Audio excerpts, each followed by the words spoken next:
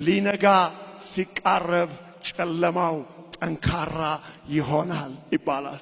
እግዚአብሔር ሊጎበኝ ሲመጣ ጨለማው ጠንካራ ይሆናል።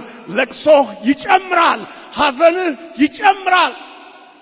ሴት ልጅ ለመውለድ ስትቃረብ ልጁ ከማህፀኗ በሚወጣበት ጊዜና ደቂቃ በነዛ ጥቂት ደቂቃዎች ምጧ ያስጮሃታል፣ ምጧ ያስለቅሳታል።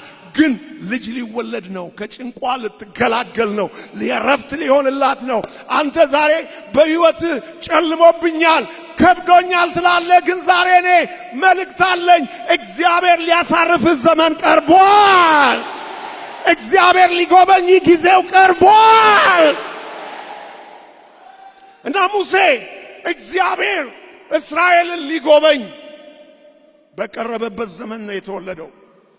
እና የተወለደበት ዘመን ምን አይነት ዘመን ነው? ሙሴ የተወለደበት ዘመን ለግብጽ መልካም ያደረገውን ዮሴፍን የማያውቅ ሌላ ንጉስ በግብጽ በተነሳበት ዘመን ነው።